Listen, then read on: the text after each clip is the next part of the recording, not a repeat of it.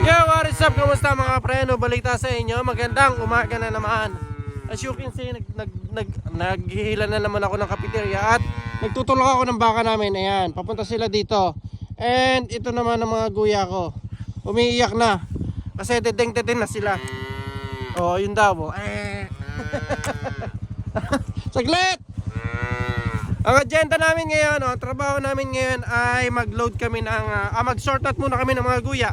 So-sort out namin sila, iwalay namin yung mga guya ng ibang farm. Tapos ilo-load namin sila ngayong araw. And sana walang mag-breakout na guya kagaya nangyari nakaraan na naghabol kami sa creek ng guya. Dahil makukulit. Ano? Hello? Oh. Paraan! Paraan!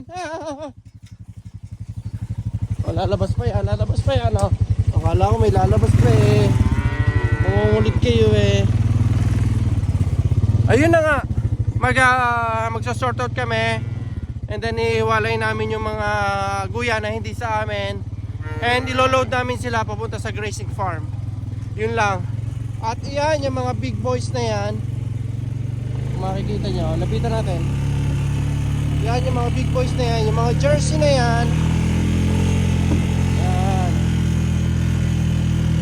Sila yung mga bull ng kabilang farm. Ang ginagamit kasi namin is sa report. Ang sa kanila naman ay jersey. Mas maliit ang guya niyan, mas mataas ang protein, mas mataas ang fat. Kapag jersey ang mga baka na ginagatasan. Ayan, ayan ang sa kanila. Pero sa amin is for meat. Para sa karne. Kaya Hereford ang ginagamit namin bull para sa AB season. Ang matatapos na yung matatapos na yung tawag dito. AB season namin, yung artificial breeding, papalit naman ng mga bull. Para sila yung bumana dun sa mga hindi naglande on time. Para hindi sila malate.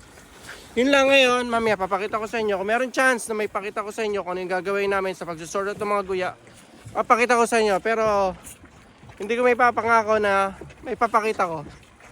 I will try. Yun lang, salamat mga pre. Salamat!